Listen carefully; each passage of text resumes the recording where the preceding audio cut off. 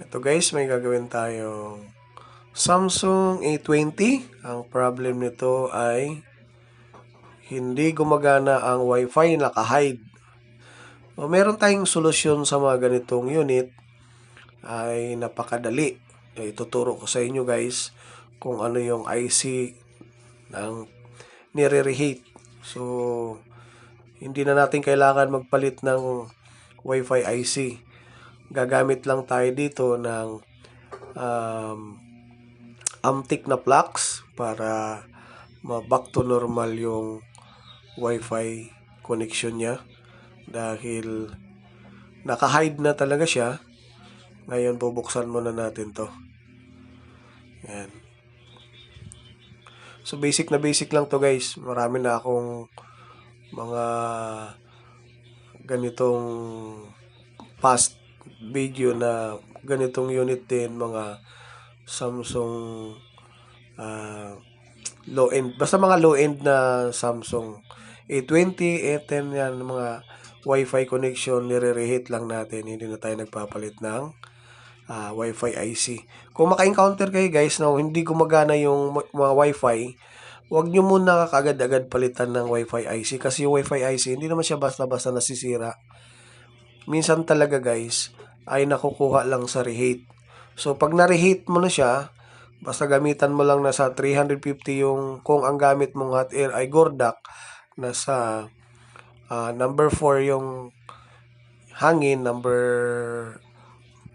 5 naman, 4 and a half yung init. So, ganun yung ginagamit ko. Pag ang gamit naman natin ay yung quick na hot air, ay 350 yung heat, yung init niya, tapos 23 ang hangin para hindi tumalsik yung piyesa. Yung gamit ko dito yung gamit ko ngayon talaga na babad sa mga bunutan ng IC, mga rebol ng CPU. Yung gamit ko ay quick dahil hindi tayo basta-basta na nakasira ng mga IC pag ganun. So, ito na guys, ang gagawin natin ay tatanggalin yung frame. Tatanggalin natin yung frame sa ibabaw.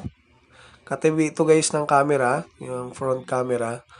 Ang gagawin natin ay iangat natin yung takip na to. Kasi nandito sa loob yung Wi-Fi IC. Hindi na tayo magpapalit ng IC dito guys. Ang gagawin natin, i-reheat lang.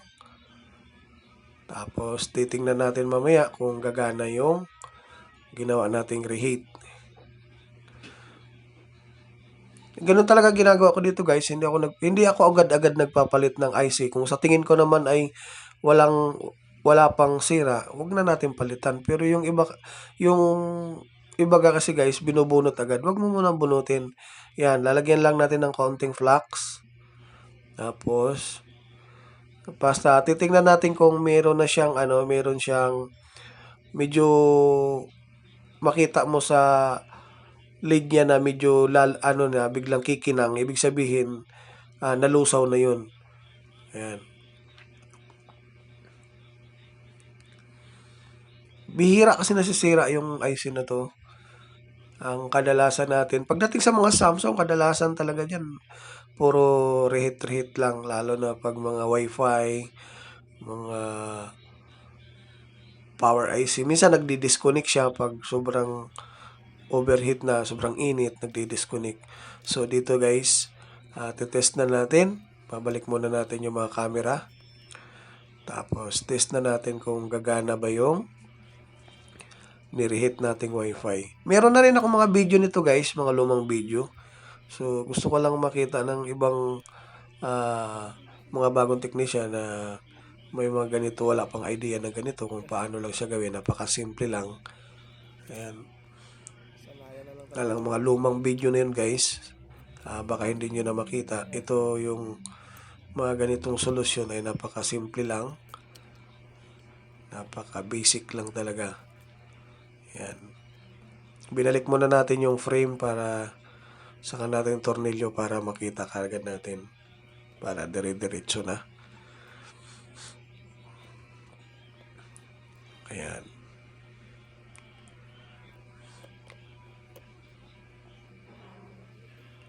Sa YouTube ka Minsan kasi pag mga ano guys, minsan pag mga ganito, minsan konti lang ang ano, talaga halos nakukuha lang sa reheat. 1,000 Reheat followers lang. lang eh. Pero pag mga patay na, pag patay, titest muna natin yung Madali lang mga bago tayo magpalit. Kailangan i-test nyo muna yung mga capacitor Meron tayong ano, kung 10,000 wala followers. pang dead. Kasi minsan talaga pag Baka mga sa patay, Facebook ko lang kadalasan ano. nakukuha din sa reball. Akala ko nga, di makilala yung page ko. Kahit sa Kasi Power IC, minsan dati, na-counter ako niyan, reball lang din. followers ko ano lang eh. Ayan. Titest na Mga natin kung gagana ba 128. yung... Ang kulit na may-ari nito guys, kasi yung may-ari nito, Tapos, ah 2 weeks binigay lang, lang daw niya yung nag-boost. number sa kanya. Naging, isang 2 weeks Tapos na yun, tumawag, biglang ay nag-text pumasok sa ng akin ano, kung 5,000. Wala. magkano paggawa. Eh sabi niya kasi sa akin na, Tapos binigay lang sa akin tong number mo. naka-apply na Tapos ako kay sabi YouTube. niya, mababa ka lang Mga maningil 10,000 kaya. No choice, kung tumawad siya guys, binigay ko na lang agad. kay So, Facebook. para masiyahan naman yung may-ari, One week, matuwa. ano, 10,000, ano, 5,000. Ayan. Check natin ang Sa Wi-Fi YouTube ako connection, naging kung ano, gagana na siya. nakasahod. Ayan. Medyo mabagal lang tong unit talaga. Ayan, meron na siya guys. Kanina naka-hide siya. Hindi lumalabas yung Wi-Fi. Ayan, meron na. Ayan, check natin ulit. Ayan, gumagana na siya.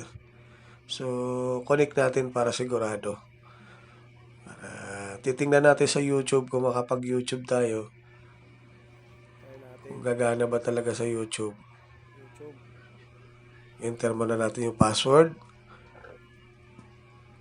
Tingnan natin kung gagana sa YouTube.